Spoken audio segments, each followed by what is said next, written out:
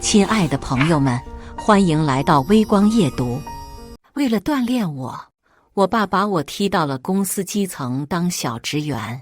没想到我女朋友嫌我是个穷逼，把我甩了，跟经理的外甥在一起了。可是我爸是董事长啊。接下来开始我们本期故事，记得点击订阅并开启小铃铛。晚上女朋友洗澡的时候，她的手机突然响了。卫生间里水流哗哗作响，他没听到。我走过去一看，手机屏幕上显示来了一条短信。我拿起手机，是阿玛尼官网的短信：姜薇女士，您购买的货品已于2022年6月7日上午送达您指定的地点，祝您购物愉快。我笑了，明天是我的生日，这些天看姜薇一直没动静，我还以为他忘了呢。我虽然不太喜欢阿玛尼，可是这毕竟是他的心意。我还是打开了他的手机，上了官网，看了看他下的订单。果然，他买了一套15000左右的西服，藏蓝色的，版型简洁笔挺。之前我的西服抽烟的时候烫了个洞，没想到他居然注意到了。我看了一眼卫生间的方向，把短信标记未读。姜薇应该是打算给我一个惊喜，我就假装不知道好了。过了这半年，我也打算给她一个惊喜。其实我们现在实习的盛阳是我家的公司，我爸就是董事长盛开强。毕业的时候，为了更快让我接受家里的生意，我爸决定把我踢到基层，从小职员做起，不许跟任何人说我是你爸，你给我老老实实自己干。我倒是无所谓，反正我迟早要继承家业，了解了解公司文化也挺好。但是我还是跟我爸多要了一个名额，把姜薇也塞进了公司。毕竟以他的学历是不可能通过投简历进盛阳的。那之后姜薇对我千恩万谢，这些日子一直对我很好。我和姜薇的感情一天比一天好，我打算过段时候把事情跟她说清楚，看看如果顺利的话，结婚后我们两个一起接手经营公司。肥水不流外人田嘛。我等着姜薇的惊喜，可是直到第二天，我都没有收到关于这套西服的任何消息。姜薇连一句生日快乐也没跟我说。她和往常一样坐着我的车上班，下车的时候还让我把车停远一点，别跟他一起进去。明泽，我没别的意思。姜薇面色诚恳，我就怕他们不允许办公室恋情。其实没有，盛阳对办公室恋情一直是不支持不反对的态度。不过我也能理解姜薇对这份工作的重视，把车停到了地下停车场，自己上楼了。一进办公室，我就看到了陆信卓身上穿着的西服，阿玛尼藏蓝色平脖领单排扣西服，官网售价一套14500，是姜薇昨天下单的同款。周围几个同事围着他，正在开玩笑：老陆又买新西服了。阿玛尼啊，这一套不便宜呢吧？这西服我之前去看过，小2万呢，我没舍得买，确实好看。不会又是小姑娘送的吧？之前不是还有小姑娘给你送领带吗？一个同事冲陆信卓挤了挤眼睛，陆信卓整理了一下袖口，眼里闪过一丝自得。女朋友送的，这不是纪念我们在一起了吗？昨天刚到的。我愣愣地看着他身上的衣服，一个牌子，一个款式，一个时间。如果说这是巧合，那未免也太巧了吧。我心里一沉，同事们纷纷笑道：谈恋爱了啊，恭喜恭喜，你女朋友是对你真好。哎呀，老陆长得好，家里有钱，标准的高富帅，你女朋友太有福气了，什么时候领我们见见啊？一边陆信卓瞥了我一眼，轻笑道：快了，到时候请你们吃饭。一整天我都心事重重，我想或许真的只是个巧合。我跟姜薇在一起3年了，从大一开始到现在大4实习，我们都是彼此的初恋。他对我那么好，他应该不会背叛我的。可是直到晚上，姜薇也没有提过西服的事情，他只是跟我说今天同事邀约他吃饭，要晚点回来。我静静地握着手机，在一片黑暗里等着姜薇回来，可他一夜未归，打他的电话都是关机。凌晨3点，我看到陆信卓发了个朋友圈，照片上2只手十指相扣，甜蜜的氛围都要从屏幕里溢出来了。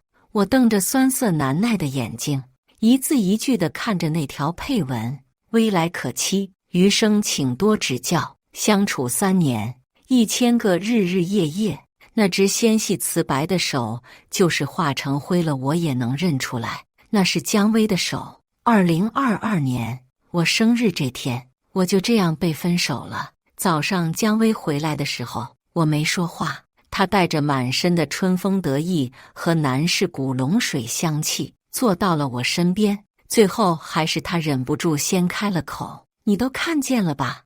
我抬起头看着这张熟悉的脸，毫无疑问，姜薇是好看的，精致的五官，前凸后翘的身材。之前追她的男生能排出几支足球队，可她从来没回应过。我一直以为她是不一样的。一夜未睡，我的嗓子已经干得不成样子。我坐在沙发上哑声道：为什么？我以为他会说什么遇见了真爱，他喜欢上了陆信卓之类的，可他想了想却道：我想留在盛阳。我愕然，什么？姜薇认真地看着我，曾经他眼里全都是天真的爱慕，然而不知道什么时候起，那双眼里的复杂已经让我看不清了。明泽，我们已经不是小孩了，你哪里都很好，我很喜欢你，但是喜欢是不能当饭吃的。我看着他怔怔道：那陆信卓好在哪里呢？姜薇低头笑了笑：他哪里都不如你，但是他舅舅是盛阳的总经理。明泽，我只是个2本，即使你帮我拿到了实习资格，我能留下的几率有多大呢？我想留在盛阳，我只能靠他了。我看着姜薇认真的表情，一时竟然无言以对，这太离谱了。我想跟他结婚，让他和我一起接手公司，他却要甩了我跟总经理的外甥在一起，这简直何其可笑。姜薇继续道：我不想出去打工，炒酒玩酒挣1个月几千块钱，盛阳是大厂，我真的很想留下。对不起，他说，但是电影里说的没错，没有物质的感情就像一盘散沙，都不用风吹，走几步就散了。明泽，我没有办法，要怪就怪你舅舅不是总经理吧。我人傻了，这一刻我甚至都没有感觉到伤心，我只是觉得很魔幻。是，我舅舅是不是总经理？我舅舅早就财务自由，出国开农场，提前享受退休生活了。但是我爸是盛阳的董事长啊，我都不知道该哭还是该笑。半晌后，我叹了一口气，直直地注视着姜薇。好，我成全你，祝你幸福，希望你不要后悔。姜薇笑了，她凑上来，轻轻地帮我整理了一下头发。我不会后悔的，我很清楚自己要的是什么。人往高处走，水往低处流。明泽，希望你能早点看开，这个社会是很现实的。我点点头，是啊，确实很现实。谢谢你给我上了这一课。我跟姜薇就这么分手了，以一种极其戏剧化的方式。没了女朋友，我开始把所有的心思都投入进了工作，每天加班到凌晨。最近企划部有一个合作项目，我一直在加班做提案。这个项目并不算大，但是因为之前被总裁亲自问过，所有各个部分都很重视，竞争非常激烈。如果我的提案被采纳，就能顺利地留在盛阳，或许将来就能参与规模更大的项目。这不是凭我爸的关系，是真正靠我顾明泽的本事。之前跟姜薇住在一起，我因为熬夜工作，怕影响他休息，甚至跟他分房睡了半个月，熬了整整1个多月，我终于做好了提案。到最后，因为昼夜颠倒，我都开始心慌气短。我知道是因为太过劳累，但是这次的项目对我来说真的很重要，想不靠我爸自己在公司做出成绩，这就是我最好的机会。第2天一早的交流会上，我拿着我早就准备好的提案，打算一鸣惊人。这个提案耗费了我不少心血，其实对于一个实习生来说，难度实在是有些高。但是好在我在家里常年听我爸说起这些商业信息，多少有一些了解。我排在第5个，等着前面几个人讲完。可是等陆信卓上去的时候，我却愣了。他穿着一身黑色的职业套装，脸上的笑容无可挑剔，正侃侃而谈着手里的提案。可是那提案分明是我之前熬夜工作写出来的内容。我大脑嗡了一下，瞬间一片空白。陆信卓微笑着看了我一眼，眼神里饱含嘲讽和恶意。他嘴角勾起，熟练地讲解着我的每一条构思。这不可能，陆信卓甚至和我都不是一个组，怎么可能会拿到我的提案？而且我的电脑密码只有我知道，即使我把电脑留在了公司，也没人能打开啊！我难以置信地看向一边的姜薇，她坐在会议桌最角落的地方，看到我看她，姜薇微微低头，避开了我的眼神。这一下子，我什么都明白了。如果说只有一个人知道我的电脑密码，那必然就是姜薇。我从来对她都不设防，她在家经常用我的电脑，是她拿走了我的提案，然后交给了陆信卓。这一刻，我看着正眉飞色舞、口若悬河的陆信卓，气得几乎眼前发黑。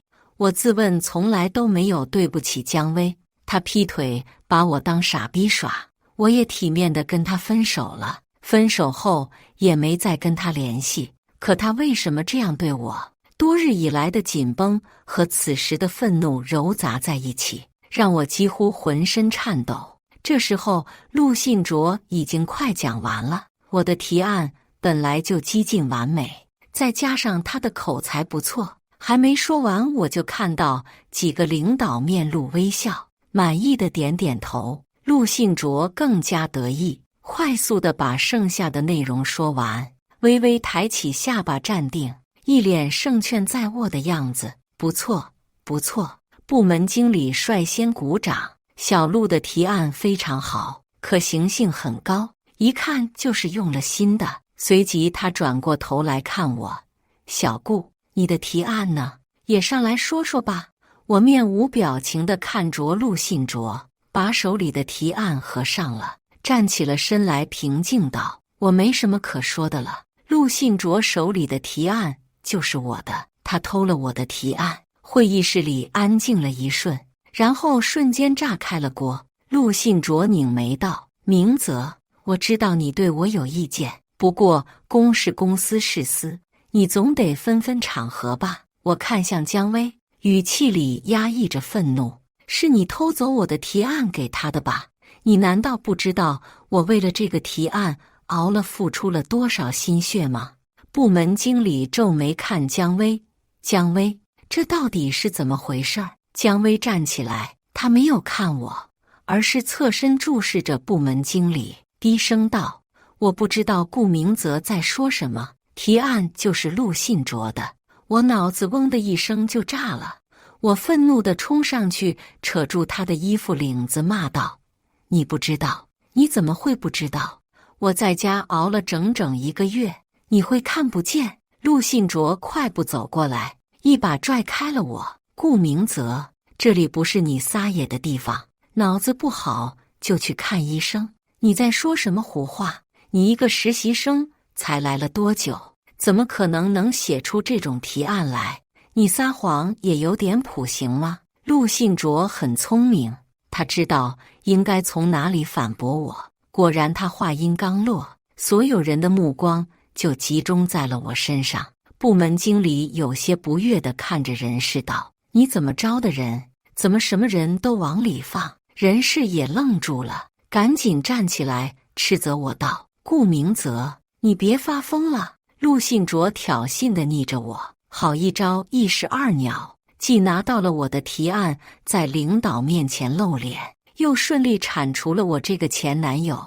我看着这对不要脸的狗男女，恨得牙根儿痒痒。出去，出去！人事上来推我，赶紧收拾东西，明天就别来了。我冷笑一声，推开他的手，朝着陆信卓道：“你应该再晚点偷那份提案的。姜薇给你的压根儿就不是我的最终稿，里面有几个漏洞，难道你没看出来吗？”陆信卓愣了一下，随即面色瞬间泛起青白，但他还是硬着头皮道：“你在说什么？顾明泽，都叫你走了，你没听明白吗？别在这自取其辱了。”人事一看不好，又要上来拉我，部门经理却开了口：“等等，让他说完。小顾，你说有漏洞，漏洞在哪里？”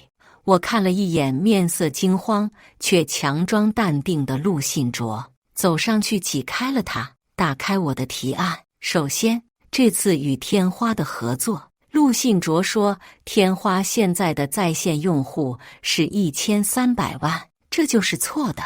据我后来查询统计，除去重复账号和无效账号，天花的实际用户大概在700万左右，所以这个价格给的太高了。其次，天花的信誉也并非提案里说的那么好，虽然他们的官网没有显示，但是我查到他们在21年还有一笔坏账没有结清，这很可能会导致他们的资金链断裂。我微微抬头，瞥了一眼陆信卓，嘴角露出一丝笑意。陆信卓，你偷走提案的时候，压根就没仔细看过吧？只是直接拿过来了。我劝你没这个本事，就别吃这碗饭。部门经理的面色严肃起来。你说坏账，拿给我看看。我走过去，把提案交给部门经理。他一目十行，看完那一页，沉思道：“我记得的确天花有这么一笔账，你说的不错。”他这话一出口，陆信卓的脸瞬间煞白起来，姜薇也面色铁青地盯着我。所有人都明白到底是怎么回事了。小陆，部门经理脸色微沉。小伙子有进取心是好事儿，但是用错了地方就不好了。经理，陆信卓身体晃了晃，颤声道：“不是这样的，您听我解释。”别说了，小顾，一会儿把提案送到我办公室。部门经理打断了他的话，瞥了一眼他和姜薇，转身出去了。我对着陆信卓微微一笑，如愿看到了他咬牙切齿的表情。你别得意得太早。陆信卓眯着眼道：“顾明泽，我舅舅是经理，这件事儿对我不会有任何影响。”我白了他一眼，懒得和他说话，转身出去了。晚上下班的时候，我刚想上我的小破车，手腕却突然被人拽住了。姜薇语气很不好：“顾明泽，你今天为什么要那么让信卓下不来台？”我简直惊呆了。转身瞪他：“你没毛病吧？有病就赶紧治。那个提案对你来说又不是很重要。”他烦躁地揉了揉头发：“你以后还会有很多这种提案，但是这个机会对信卓来说特别重要。他本来有可能升组长的，偷别人的东西去升职吗？”我看着眼前的姜薇，只觉得特别陌生。我本来说好给他提案，他升组长后就会去求他舅舅把我留下。姜薇皱眉看着我，脸上全是不赞同。你现在让我怎么办？明泽，你只是一个实习生，你又不缺那份提案，你去跟部门经理说说好不好？你就说是你胡说的，把你的最终版发给陆信卓，事情还有的挽救。我彻底被姜薇的不要脸震撼到了。之前我没看出他是这样的一个人啊。短短几个月，一个人真的会变得面目全非吗？我呆呆道。那我呢？我怎么办？姜薇一愣，随即侧过脸去轻声道：我会跟信卓说说，让他把你留下。我气笑了。姜薇，你说这话自己信吗？有多远滚多远好吗？再他妈跟我放这些狗屁，我就去把事情闹大。他陆信卓能留下，你就得他妈收拾铺盖走人了。你怎么变成这样了？姜薇微微睁大眼睛。你以前对我很温柔的，我感觉再多跟他说一句话都要吐出来了。要不是我爸不许我靠他，我现在就要回家让他把这对狗男女踢出去。我直接启动了车，一眼都没看他就踩了油门冲出去。姜薇被我带了个趔趄，还在后面喊我明泽，顾明泽，你再考虑一下。因为姜薇的一番话，恶心的我直到第二天还心情很不好。我正坐在桌前完善提案，一边的同事突然小声叫我明泽，陆信卓晚上要请咱们部门吃饭，你去不去啊？自从我跟陆信卓闹了那么一次之后，我俩就算彻底撕破脸了。他看我那眼神儿，恨不得要从我身上撕下肉来似的。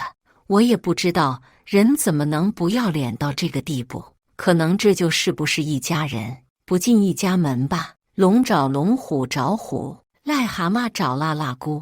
陆信卓因为总经理舅舅的原因，到底没受什么影响，部门经理给了他一分面子，没再提起这件事，连带着姜薇也被保了下来。不过我也并不是很在意，等我接手了公司，由我治他们的时候，且让他们再蹦跶一会儿。我还没答话，陆信卓就来了我们办公区，大声道：晚上我请客，和盛楼，大家务必赏光啊！同事有些愿意捧他臭脚，恭维道：陆大少爷出手就是不一样，和盛楼人均不得好几百，今晚上又能享福了。是啊，也就跟着信卓沾光，我们自己哪舍得去？一定去，一定去！我转过去，假装没听见。陆信卓却特意走到了我跟前，他身上还穿着姜薇送的阿玛尼，走到我跟前，有意无意地展示着：顾明泽，你今天晚上也会去的吧？我们之前可能有点误会，不过同事之间哪有什么深仇大恨呢？他笑着看着我，瞥了一眼一边的同事。对呀，那个同事会意附和道：去呗，信卓都亲自邀请你了，不去可就是不给人家面子了啊！我看着陆信卓眼底深处隐藏不住的恶意，心说我他妈给你们这群递什么面子，你们也配？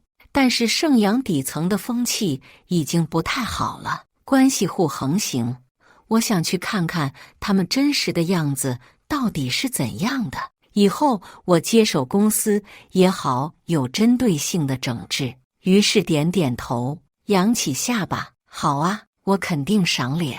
陆信卓表情一致，片刻后咬着牙道：那真是太好了。这场饭局是陆信卓为了彻底平息之前的风波，堵住同事的嘴请的，因此选的地方还不错，属于中上等，人均大概400-500。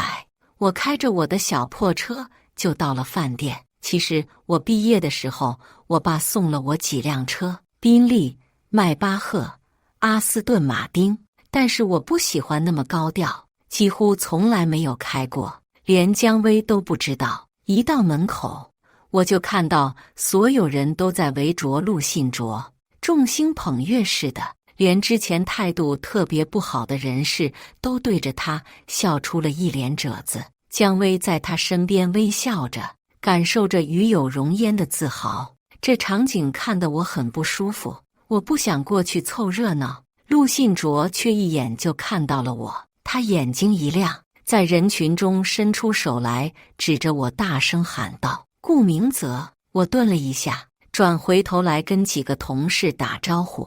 人事看了我一眼，又看了陆信卓一眼，假装没看到我似的扭过头去。陆信卓从兜里掏出了一个印着奔驰车标的车钥匙，递给了一边的服务员，居高临下道：“给我把车去停一下。”服务员恭敬地接过钥匙，出门按开了一辆奔驰 S 级。其他几个同学都恭维道：“还得是信卓啊，又换车了。我记得之前还是路虎的。”“对呀，咱们信卓自己是高富帅，舅舅又是总经理，人生赢家啊，找了个女朋友还这么漂亮。”陆信卓嘴角露出一丝骄矜的笑意。“行了行了，对了，顾明泽，你开的什么车啊？让服务生帮你停一下啊。”我摆摆手：“不用，我车停地下了。”“哦。”陆信卓做出一副好奇状。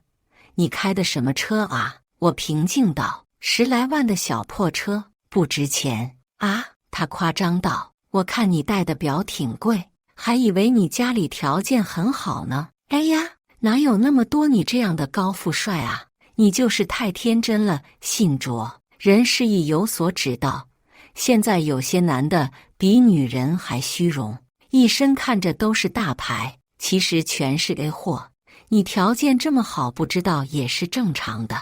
我扫了一眼自己手腕上的表，满钻理查德米勒，我妈给我买的，我也忘了具体多少钱了，大概能买3、4辆奔驰 S 吧。其实我对奢侈品是完全不追求的，但是我妈经常给自己买的时候，也捎带着给我买一些。我家里的表多的我都带不过来了，这块也是随手抓的。这些表对我来说跟卡西欧的电子表没啥差别，能看时间就行。之前可能不知道什么时候被陆信卓看到了，都是高仿罢了。人事继续道：“我朋友圈就有卖的，一个的货才几百，你可别被骗了。有些人狗屁不是，就爱装逼。”陆信卓一听这话，轻蔑笑了：“那还真是长见识了。”一边的姜薇表情复杂地看着我，似乎有些怜悯，又似乎有些鄙夷。我看着人事，不知道他对我为什么有这么大的恶意。明明我从来没得罪过他，不过转念我就明白过来了。人事最近正面临着升人事经理的岗位，有不少人都在盯着这个岗。他知道我跟陆信卓之间有矛盾，想踩着我讨好陆信卓，让他在他舅舅面前美言几句。我看了一眼人事，记下了他的名字。这个小人我必须铲除，最晚年底就得让他下岗。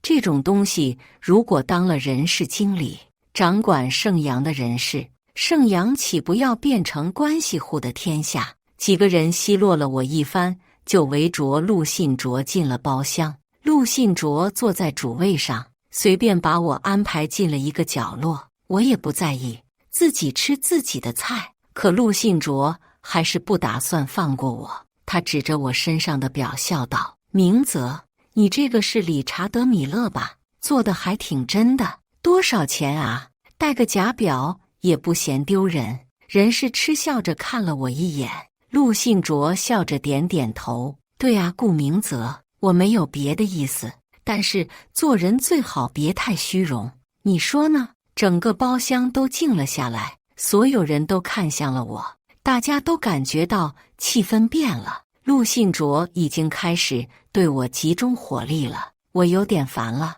这群人平时不好好工作，我爸给他们发钱，结果他们就在这勾心斗角。这可是我家的公司啊！可我还没来得及说话，一边坐着的王姐就开口了：“陆信卓，你那车是租来的吧？一天多少钱啊？”我惊讶地看着她。王姐也是人事部门的，但她家是真有钱，是最早的一批拆迁户。她出来工作纯粹是为了实现人生价值。早听说她不喜欢陆信卓的做派，没想到居然这么大庭广众就跟他撕起来了。陆信卓脸色瞬间僵硬了，他磕磕巴巴道：“什么租来的？王姐你说什么呢？”王姐笑了，她拿出手机来找出一个人的朋友圈：“你这辆车我朋友也租过，沪 T428X， 因为是我的生日，我就记下来了。没钱就别硬装，连奔驰也得租。做人最好别太虚荣，你说呢？陆信卓面色一白，张了张嘴，却没说出话来。其实他那辆车的车牌号，我们压根就不记得。但看他这个反应，所有人都明白是怎么回事了。这个高富帅还真是装出来的。这是刚刚陆信卓说的话，我一听就乐了。陆信卓看见我笑，顿时大怒道：“你笑什么啊，顾明泽？你天天带个破高仿，你有意思吗？我车是因为去 4S 店保养了才租了辆车，你呢？你那辆破车卖废铁都不要吧？”我笑道：“急了急了，我这表能买你3辆车，你装什么啊？3辆车？”陆信卓轻蔑地笑了：“谁不知道你天天开个不到10万的破车上下班，你能戴300万的表，会开这种车？你撒谎也有个限度好吧？”一边的人士也附和道：“对啊，吹牛逼也有个度。顾明泽，虚荣还无所谓，撒谎就是人品问题了。”姜薇满脸失望地看着我：“顾明泽，你什么条件我最了解了，你跟信卓认个错，把这事儿翻篇吧。”我被这群傻逼气得正要拍案而起，一边的王姐却突然伸手要过我的表，认真地看了看后，表情严肃下来：“理查德米勒还是蛮钻的，这确实是真的，我也有一只，不过我的是普通款的。明泽，你深藏不露啊，别人说话这些人还不信。”但是王姐一开口，所有人就都震惊了。大家都知道王姐家有钱，奢侈品对她来说就跟玩一样。她家里的爱马仕摆了一整面墙，她的眼神是不会出错的。陆信卓的表情十分精彩，他愣愣地看着我。什么？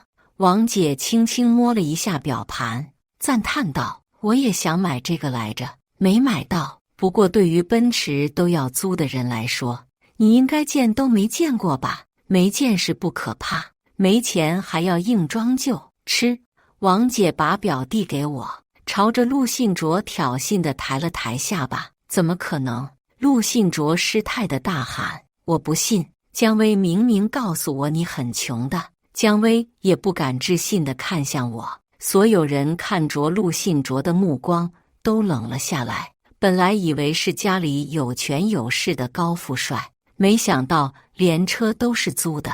我没搭他的话，跟同事们笑道：“大家吃饭啊，这家虽然便宜，但是菜还是挺实惠的。”同事们对我的态度客气了很多，目光似有若无地流连在我的手腕上。接下来的半场，陆信卓一句话都没有说，强撑着挺到最后去结了账。我走出酒店，跟陆信卓笑道：“快把车还回去吧，晚了就要加钱了。”同事们纷纷捂着嘴偷笑。陆信卓恨恨地瞪了我一眼，如果目光能杀人，他可能就要把我钉死在这了。晚上回家的时候，姜薇给我发了一条短信：“你这么有钱，为什么不早告诉我？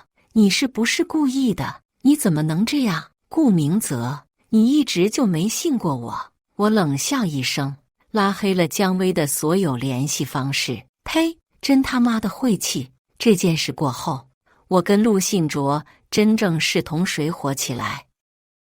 我的提案通过了，顺利地凭着自己留在了盛阳，姜薇也留下了。因为陆信卓跟人事打了招呼，我们3个也不知道是什么孽缘，都被分配到了一个小组。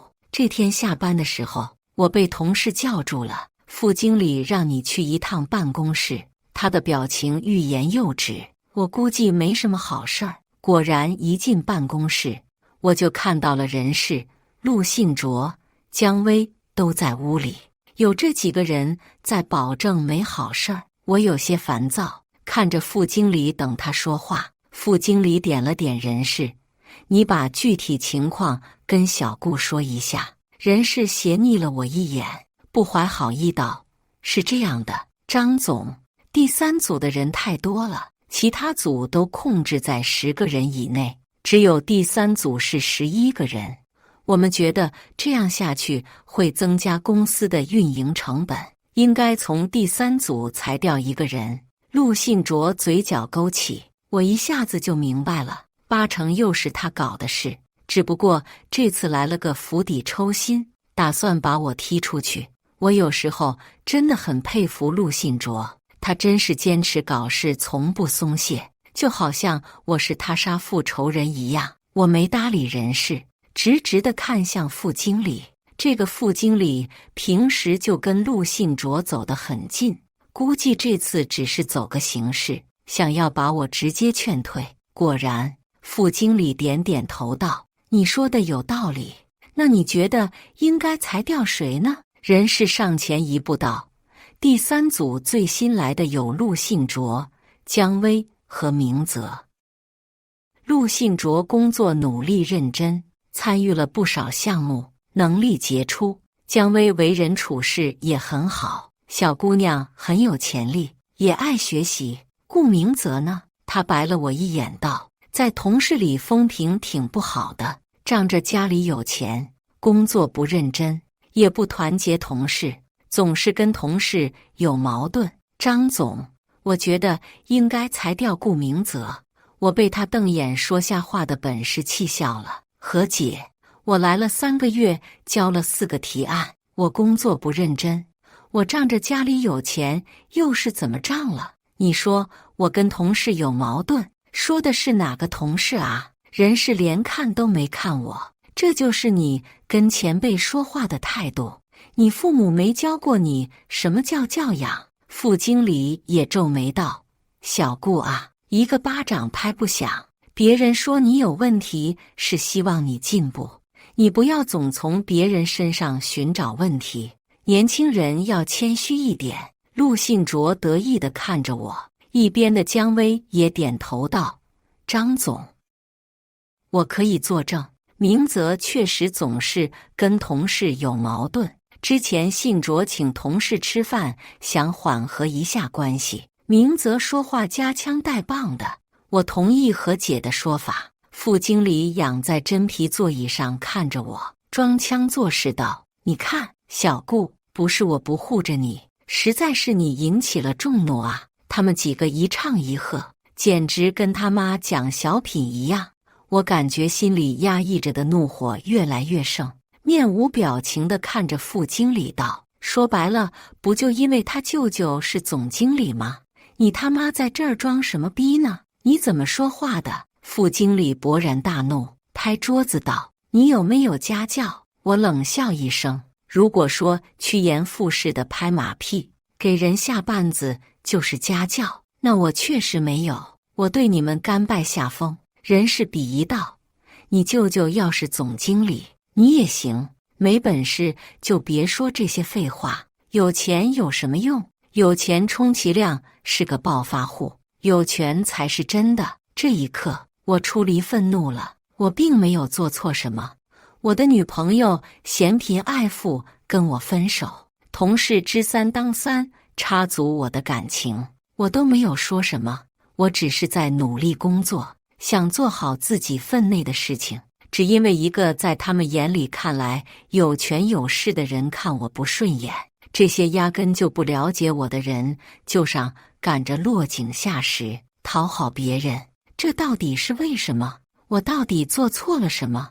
我唯一做错的事情就是太过隐忍，从一开始我就应该回去让我爸爸他们都开了。我注视着人事，平静地开口：“你的意思是，谁有权有势，谁就有话语权？”当然，人事讥讽地笑道：“这是社会，你还以为是你学校里那一套呢？”姜薇也附和道：“对，明泽，你总是这么天真，你醒醒吧。”我点点头：“行，我知道了。”说着，我转头对副经理道：“给董事长打电话。”副经理一怔：“你疯了吧，顾明泽？你就是告到董事长，那也没用。”我摇摇头：“你猜我什么叫顾明泽？”这一句话问得没头没脑。副经理拧眉道：“你叫什么？关我什么事？我慢悠悠道：因为我妈叫顾阳，我爸叫盛开强，我跟我妈姓。盛阳就是用了我爸的姓和我妈的名。傻逼，你现在懂了吗？这一下子，办公室里所有人都笑了。陆信卓笑得尤其夸张，他擦了擦眼角的泪水。明泽，你是不是受的刺激太大，失心疯了？需要我给你叫救护车吗？这也太牵强了吧。对呀，10项点你就赶紧收拾东西走人，不然我给你简历上写点什么，看哪个公司还敢要你。人事也满脸嘲讽的笑意。胡说八道也不能太离谱，你是董事长的儿子，我还是董事长的亲爹呢，谁是我亲爹，谁是我爹？办公室的大门被猛地推开，我爸面色铁青的出现在了门外。总经理带着所有的部门经理跟在他身后，面色惊恐地看了进来。我心头火气，走过去站在我爸身边，指着副经理道：爸，他要开除我。话音刚落，满场皆惊。副经理猛地站起身来，见了鬼一样惊声道：爸！我爸冷笑一声：不敢，我可生不出你这么大的儿子。你要开除我儿子，我倒想问问你，开除他的理由是什么？人是震惊地看着我爸，满脸煞白，脚下一软就倚在了墙上。副经理额头早已冷汗涔涔，他瞪着我的眼珠子几乎都要从眼眶里出来了。随后一下子反应过来，陪着笑道：董事长，这都是误会。什么误会？我爸踱步进来，一屁股坐在了副经理的真皮座椅上。我倒想知道我儿子犯了什么错。刚才隐约听着你们说他没有教养，可能是我的家教出了什么问题，你说来听听，我也改进一下。他冷眼看着副经理，语气不渝。副经理冷汗已经顺着脸滴下来了，讷讷地说不出话来，只是弓腰在一边站着，哆嗦着不敢抬头。陆信卓和姜薇早就吓傻了，在一边傻愣愣地站着，不敢置信地看着我。我叫你到基层工作是为了你将来更好地接手公司，你怎么这么不争气？什么臭鱼烂虾都能欺负你？我爸不满地盯着我，我冷哼一声道：谁让人家的舅舅是总经理呢？我又没有关系，人家看不起我也是正常的。舅舅，我爸眉头拧紧，看向一边的总经理。总经理愣了一下，惊慌道：什么舅舅？董事长，我不知道啊。透过办公室透明的玻璃，我看到外面的同事都看好戏似的往这边伸着脖子。董事长来了，还带着所有的经理，这么大阵仗，大家还是第一次见。在听到董事长是我爸爸后，同事们的表情都惊愕无比，手头的工作也不干了，恨不得把耳朵伸进来听八卦。老杜，哪个是你外甥？也给我们引荐引荐。我爸斜了一眼总经理，他话里话外透露着不满。总经理早就吓坏了，立马解释道：盛董，我是真的不知道啊，肯定是有人诬陷我。一边的陆信卓面色惨白，上前一步，虚弱道：舅舅，我是信卓啊。总经理皱眉看了他一眼：我是独生子，没有姐姐妹妹，哪来的外甥？你不要乱攀关系。陆信卓身子一晃，急道：我妈妈是田莹，是您的远房表姐，之前您回来的时候我们见过的。田莹。总经理沉思了一会儿，义正言辞道：不认识，不要什么八竿子打不着的亲戚就过来攀关系，盛阳不是拉关系的地方。我看了一眼总经理，他倒是聪明，不管原来认不认识，现在也不能认识了。人事和姜薇猛地扭头看向陆信卓，门外的同事们早已开始交头接耳，哪怕没听见他们说什么，我也能猜得出来，他们一定是在议论陆信卓，因为他们都指指点点，表情惊讶中带着鄙夷。总经理上前一步，对着我爸表忠心道：盛董，这种人我们公司不能留，您一定要相信我，我从来没有把亲戚安插进来过，这事我是真的不知道。我爸不置可否地撇过头去问副经理：是我儿子说的这么回事吗？你们看不起他就要开除他？我倒不知道，在我自己的公司里还有人能开除我儿子，你真是好大的威风啊！副经理早已吓得两股战战，那边的人事更是简直就要当场晕过去了，一个劲儿的连说不敢，都是误会。我爸没搭理他们，站起来走到我身边：公司的业务学得怎么样了？下个月开始你就接手吧，到管理层来，基层的业务了解了解就够了，主要还是要做好公司的规划管理，盛阳以后还是要你撑起来的。我点点头道：行。然后我爸就带着一众的经理出门了，他不需要再多说什么，所有人都已经知道了他的态度。总经理回过头来，狠狠瞪了一眼部门副总，冲着我恭敬道：小顾总，您放心，这事儿我们一定会处理好的。我不置可否，跟着我爸走了出去。从副经理办公室出来的时候，所有的同事们看着我的眼神都变了，他们面色严肃，都在假装工作。之前帮陆信卓骂过我的人，大气都不敢出，埋着头恨不得把自己藏起来。陆信卓呆滞地跟在我后面出来，这一下子所有人都知道，总经理压根就不是他的亲舅舅，他只是在扯着虎皮，拉着不知道哪门子远方亲戚的关系，在公司里横行霸道。之前还对他谄媚无比的同事，现在全部都变了脸。大家早就受够了他那一套，纷纷落井下石，嘲讽道：还真是长见识了，没见过上赶着攀关系的，这他妈不纯一个骗子吗？牛皮都快吹破天了，一表3000里的表舅也能算舅舅？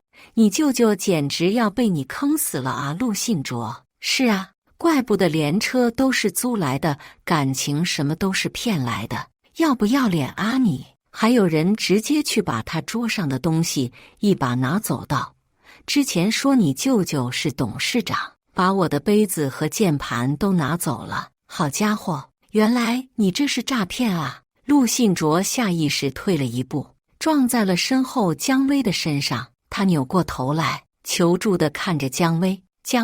姜薇没说话，她表情很难看，一把推开了身前的陆信卓道：你居然骗我！陆信卓失魂落魄地看着他：我没骗你，他真是我舅舅。再说了，你不是说跟我在一起是因为喜欢我吗？姜薇冷笑道：喜欢你？你也配？陆信卓惊呆了，看着姜薇，嘴唇哆嗦着说不出话来。我看着这一出闹剧，心里实在是有些厌烦，跟经理打了个招呼就提前回家了。我想休息一下，可是没过多久，我的门就被敲响了。打开门一看，姜薇正捧着一束百合站在门口。我心里实在叹服，这家伙变脸变得也太快了，刚才还恨不得置我于死地，要把我踢出公司，现在就能屈能伸来给我送花了。姜薇满脸诚恳地看着我：明泽，之前是我鬼迷心窍，对不起，我不喜欢陆信卓，我真的就是一时糊涂，你能不能原谅我？我刚要说话，他又打断我道：但是你也一直都不信任我，你如果早告诉我你爸爸是盛阳的董事长，我们也就不会分手了。你也有错啊！我简直无语至极。我看着姜薇道：你既然这么想当个老板，就不该来找我，你直接去找我爸就得了。姜薇面色沉痛，扑通一声跪在了我面前，哭诉道：明泽，真的对不起，我真的知道错了，我们在一起这么多年，彼此都是初恋，你再给我一次机会好不好？人都会犯错的，你得给我一次改正的机会啊！他哭得就好像死了爹妈一样，我看着他这副作态，心里积郁作呕。我轻声道：你记不记得分手的时候，我叫你不要后悔，你跟我说保证不会后悔。姜薇凑过来抱住我的腿，我后悔了，我真的后悔了，但是我还是喜欢你的明泽。我跟陆信卓在一起只不过是为了留在盛阳，我想等我扎根下来就跟他分手，再回来找你的。我嘲讽地笑了笑，那我是不是还应该感到荣幸？姜薇，我本来是想半年后接手公司就让你当总经理的，但现在看来你似乎更喜欢当总经理的表外甥女婿。别再来找我了，我们在一起3年，别让太我看不起你。说着我就把门狠狠关上了。姜薇在门外嚎啕大哭，哭得我心烦意乱，干脆走到卧室，把门关上，大声地放起音乐。他现在哭只是因为他后悔错过了当总经理的机会，但他后悔的从来都不是跟我分手。这个人真的太现实了，我不禁想，钱有的时候真是个好东西，就像照妖镜一样，能照出皮囊下到底是人是鬼。那之后姜薇又来找了我几次，只不过我态度都很坚决。我跟他说，如果再来骚扰我，就让我爸在行业内封杀他。他才不甘不愿地走了。3个月后，我空降到了公司，成了总经理。在进公司的第1天，我就被陆信卓叫住了。他憔悴了许多，脸色枯黄，胡子拉碴，看起来过得不是很好。那身一直穿着的阿玛尼西装也消失了，听说是被姜薇要回去了。他拦住我，脸上的表情谦卑而恭敬，和之前的趾高气扬截然不同，但我还是能看出他眼底深处隐藏着的不甘。顾总，他低头小声道，之前是我太不懂事了，我为我的所作所为和你道歉，能不能请你大人不计小人过，别跟我计较了。他的声音里带上了哭腔，我这些天过得很不好，也算得到惩罚了，我以后再也不敢了，求求你，如果离开盛阳我真的活不下去，你发发善心好不好？